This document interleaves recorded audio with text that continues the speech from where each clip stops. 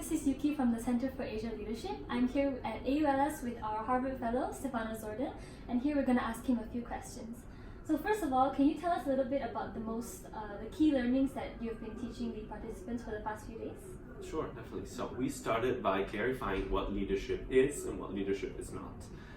Leadership is not a shiny, rosy, easy activity. It's not a set of traits or characteristics that you either have or don't.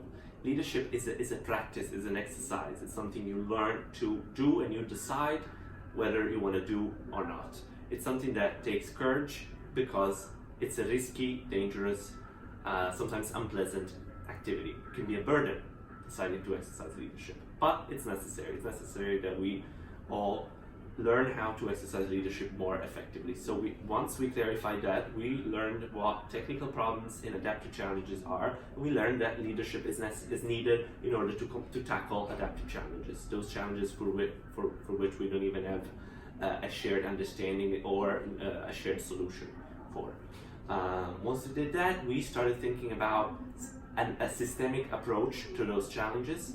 So instead of personalizing the problem, putting your boss, your mother, that particular colleague, that particular employee at the center of the problem, you put the adaptive challenge at the center, and then you start, mapping out the factions, the stakeholders, the people that are confronted with the challenge. So that's a systemic way of thinking about the challenge.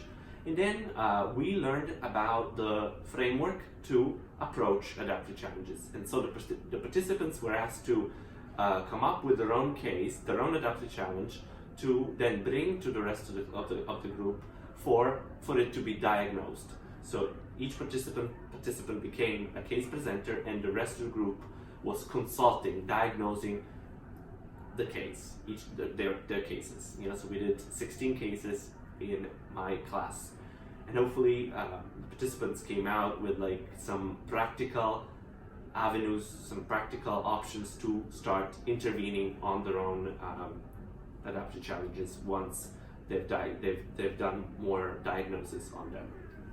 Okay, so why do you think it's important for the participants to learn about adaptive leadership? Sure. So adaptive leadership, I think it's one of the few frameworks out there that has the courage to tell us that leadership is risky, dangerous, unpleasant. Leadership is not a rosy, fun activity.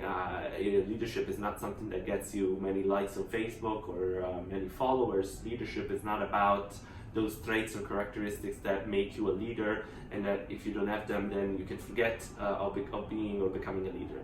Leadership is a posture towards problems, is an activity, is an exercise that we can all learn to practice more, implement more, and practice more effectively.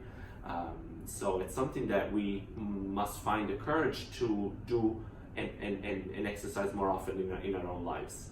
And at some point we can decide to just not do it because we might feel that it's too much for us. Okay, so it's not something we have forever. It's something that we decide to do, to experiment in our own lives.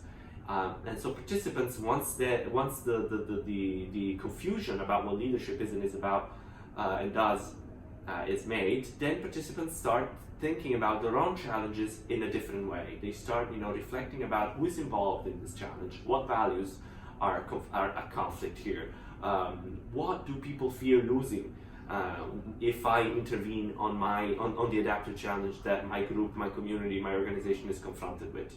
So adaptive leadership really broadens our thinking about leadership, and it equips us with the tools to diagnose our problems, our challenges, and intervene on them more effectively. Okay, thank you for your insight. Stay tuned for more from Cal at the AULS 2019.